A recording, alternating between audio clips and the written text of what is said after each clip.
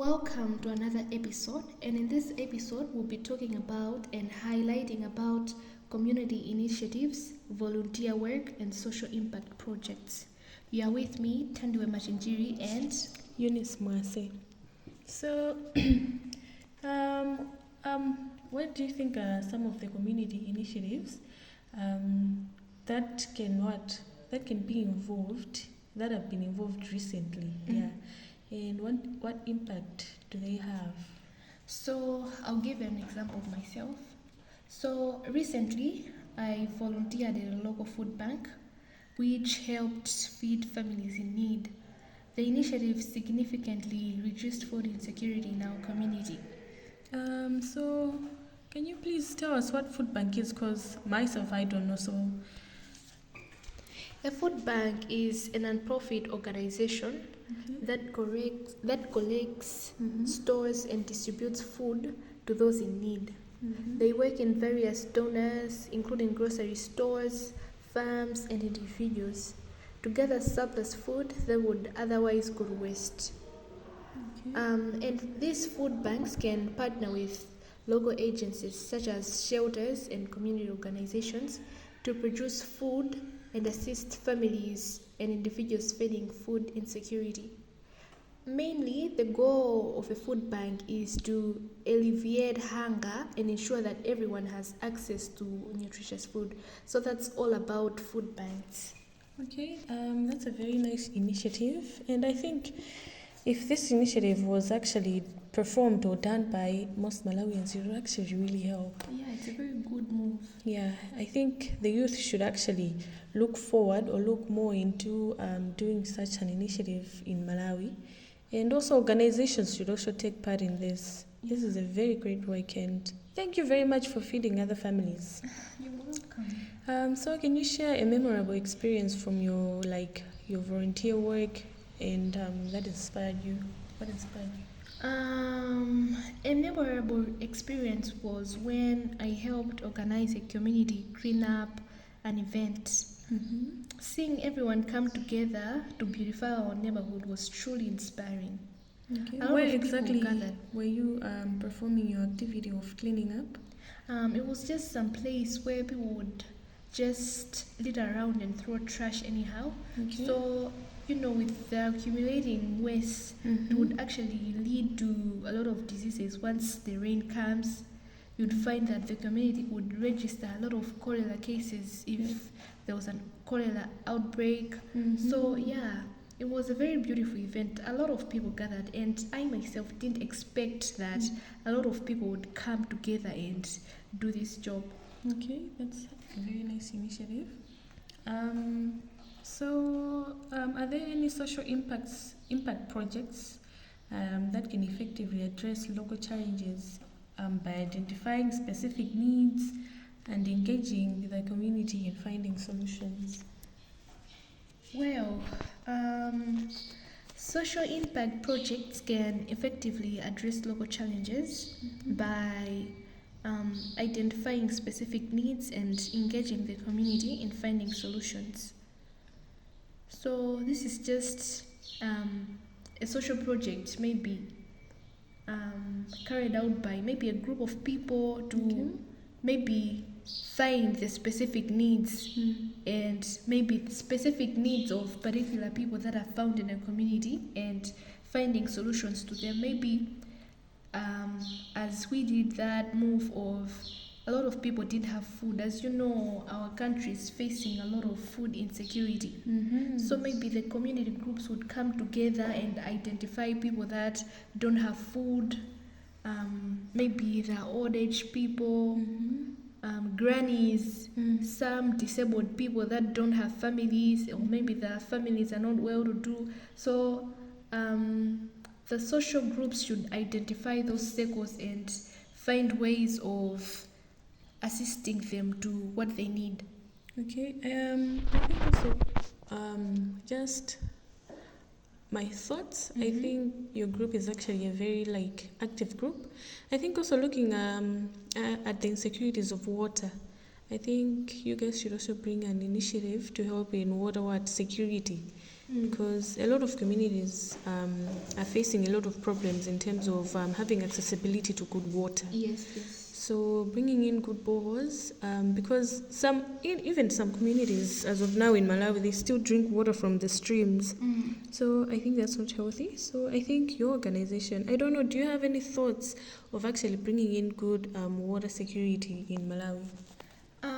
Maybe by ensuring that once the water is in, we have water banks. One example that I can give of a water bank is the water board. They have water tanks, and I think for them maybe to achieve this agenda of ensuring that everyone has clean water, maybe using substances that are not harmful. Because I've heard that the water banks use some substances that help to maybe keep the water fresh, and when the water is stored in the tanks for a long time, it may start maybe producing a certain smell, forming some molds, because it's being kept for a long time. So to end that, they end up using some chemicals that would help in making this case reduce. So the water board should maybe take an initiative of using chemicals that are not harmful to the human bodies. Okay, so our next question could be, so what are some of the examples of successful community programs that have been made a difference in your area?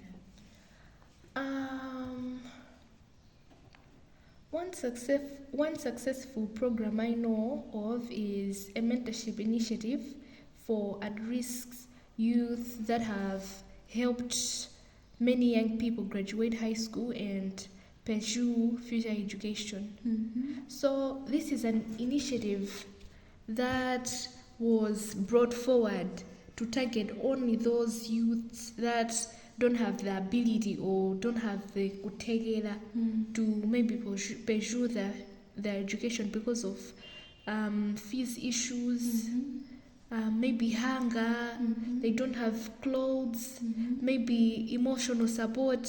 So the program has been successful. They've been encouraging the youth to maybe go to school. Yes. So you've talked about helping them with clothes and food. How has your group collaborated with the community in ensuring that there is food that is brought in, and they're having access to some clothes?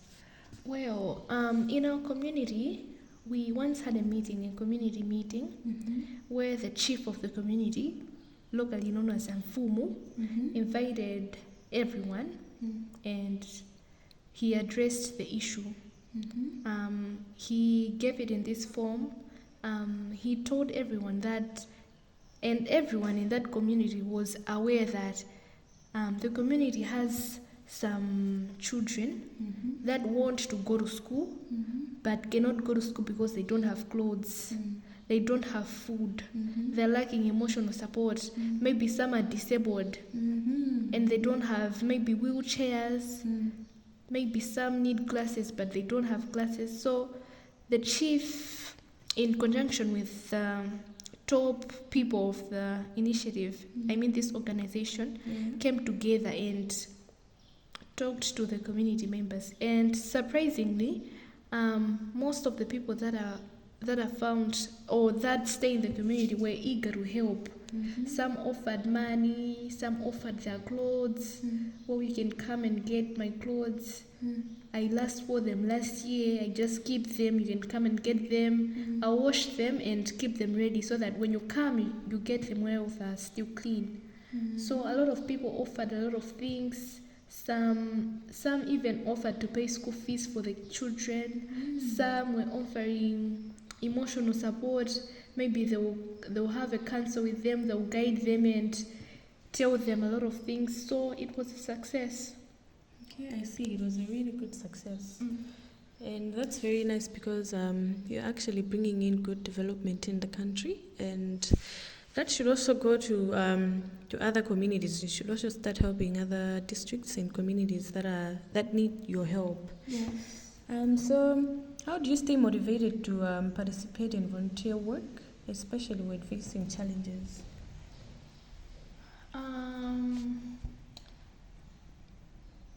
Well, I stay motivated by reminding myself of the positive impact my efforts can have on others, and by connecting with like-minded volunteers. Well, I think it's in everyone. Maybe I don't know other people, but then when you make someone happy, you just have that inner thing that also makes you happy automatically. Helping someone brings some inner joy. You feel good that I've helped someone that was in need. I've given this one. Maybe I've given an aged person soap. It feels good. So the joy that comes after, once the people receive the things, kept me motivated, kept me going, kept me wanting to do more to help them. Okay. So, I think I mean, they can never fail to be someone who talks bad about you. Yes, exactly. How do you handle such situations? Well, I'm very good at minding my own business. Okay. And I'm very good at not listening to what others say. Not the positive things, but then I do listen, but then I feel like when someone wants you to fall how should I put it? When someone is looking for your downfall, they always point out the negatives. Oh, yeah, very true. I feel like whenever someone wants you to upgrade, to rise, they always come in a good way. They always use a very good means of approach. You didn't do this well. How can you improve it to maybe do it better next time? So those are the things that I listen to, not the negative comments. Simuna chene. Then what's the use of kuchena? Nothing at all. Are people going to die simply because Simona Chen? No. So, okay, that's very nice. Minding your own business. Yes. So, in your opinion, what role does collaboration play in the success of social impact? Because I can see that collaboration is actually the vital thing in your organization. Yes. So, can you explain more? Collaborations are very important everywhere we go. In our classrooms, at church, at school, at home. Collaborations are very, very important. When organizations work together, they can pour resources and knowledge to create more effective solutions. Okay. So, collaboration means coming together. So when you come together, if A has a different idea from B, that would be the same with C will have another unique idea, D will also have a different idea, and E will also have a different idea. Coming together and combining all those ideas helps to make something that is strong, something that is unique, and something that is very good. So collaborations are very good. Did I answer the question? Yeah, they are. And so my question can be now, how did collaboration help with the banking the food bank thing? How did it go on about? Was the idea your own, or did you discuss it with other people? How did collaboration play a role in the food banking? Well, as you've heard, the organization, the idea was okay. So as you know, the group is mainly made of volunteers that are not paid. Okay. So when discussing other things, we actually came up together and we thought of what can we do to achieve this, and how can we help these less privileged people. So we gave ideas and we had a debate on it. So after all those ideas, I think this is the idea that won a lot of votes. Okay. So when coming up with this, can you say the question again? Forgotten. Okay, like what role did collaboration play in food banking, in you coming up with the project of food banking and its success? How did you guys make sure that the collaboration was intact? By coming up together, I already say that when coming together with a group, nobody has the same ideas as the other. We all have our unique ideas. So coming together and sharing our ideas and thoughts helped to achieve that, because everyone contributed and everyone volunteered. And in this process of giving food to those that don't have it, we actually contributed. Some brought food. Okay, food, maybe food rich in proteins, food rich in vitamins, food rich in what? Carbohydrates. Some brought fruits, just to make sure that the food bank has a lot of varieties and balanced meals. Okay, so do you guys have a special farm, or because I just want to know how you were able to achieve the food bank thing? Well, currently we don't have a farm. We used our money to buy all these things. As I've already said, each and every one of us contributed, and we were given parts. That means A, we get vitamins, food rich in vitamins. B, we get food rich in proteins. C, we get food rich in carbohydrates. And D, fruits, vitamins, and stuff. So that's how it worked. Okay, that's very nice. That's very nice. I think your group is very, very active. It is. A very active group. Okay, so what skills or experiences do you think are essential for someone looking to get involved in the community services? Essential skills for getting involved include communication, empathy, and willingness to learn and adapt to the community's needs. For you to learn a new thing, or for you to run a group or an organization, you have to have communication skills, and you have to be willing to learn new things, and you have to be able to adapt to new changes. So yeah, communication, adaptivity, willingness to learn new things are some of the skills that help the organization to run. Okay, so how did you guys, you have talked about communication, empathy, and willingness to learn. So how did you guys how were you guys communicating since you were in groups? How was the communication on and about between yourselves and the community? As of us, we have a WhatsApp group. Excuse me. So we communicate, and we discuss as a group that how can we approach people that are in the communities? How can we approach them in a good way that they won't feel bad that we're helping them? You know, other people help others, and in the process of helping them, they also make them feel bad. Yeah, very true. For example, if I was to get the bag and go to the community and find maybe a girl or a lady, a certain lady, that I'm giving you this bag because I've seen that you're poor. That's not a good approach. That is not a good approach at all. Yes, so as a group, we're first coming up together and finding ways of how to approach the community, because you know, a lot of people have different ways of grasping the message. If, let's say, if I were to get the message and deliver it in a very complicated way, a lot of people wouldn't get the message as I intended to maybe give it out. Some maybe would think that I'm blaming them that they're poor. Some maybe would think that I'm laughing at them because they're disabled.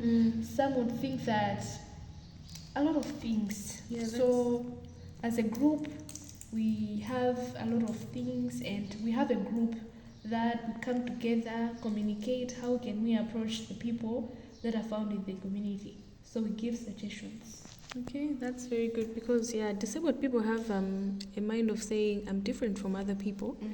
So giving them a bad approach, I think it would really trigger them, and most of them have low self-esteem. Yes. Yeah, so I think your group actually keep discussing about how to approach disabled people, or they say disadvantaged people, Yes.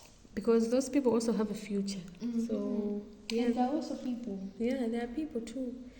So how can individuals contribute to social change in their communities, even in small ways? How do you think these people can contribute to social change?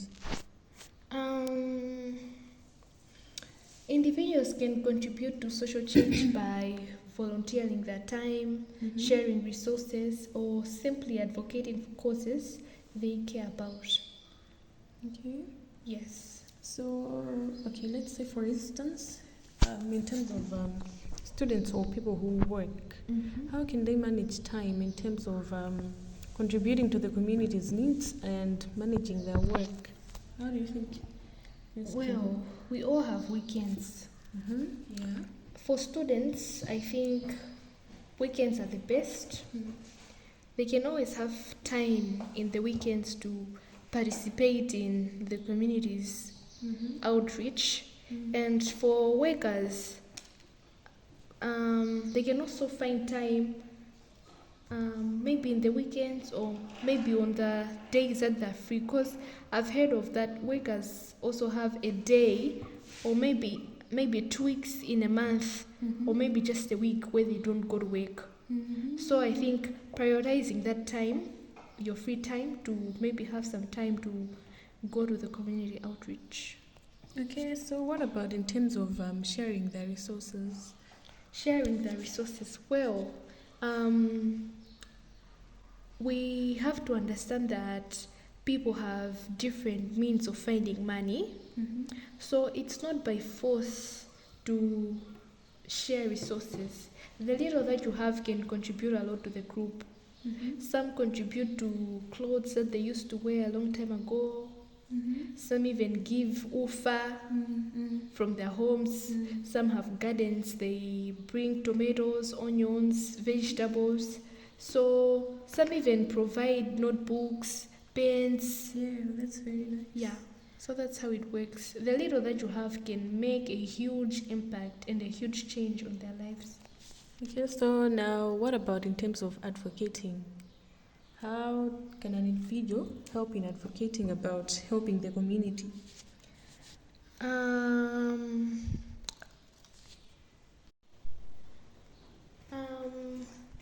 They can help in advocating through raising awareness, using social media platforms to share information about local issues and initiatives that need support. Some volunteers can get involved with local organizations or community groups that focus on specific causes. Your time and effort can mainly make a significant difference. True. The other thing that they can do is organizing events, planning community events such as workshops or fundraisers to engage others and raise funds or awareness for important causes. The other one is collaborating with others, working with other individuals just to achieve a goal is also a way of advocating. Yeah, I see collaboration is a very crucial role in helping to advocate for challenges that the community is facing. Yes. The other thing is educating others, sharing knowledge about social issues, encouraging discussions, and fostering a community that is informed and engaged. Educating others is a very good thing, because the moment you share your knowledge, it helps to make a huge impact.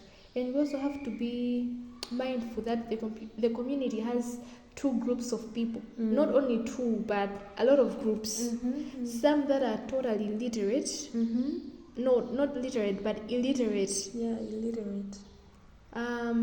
Some that are literate but just follow, not to just choose not to follow the rules.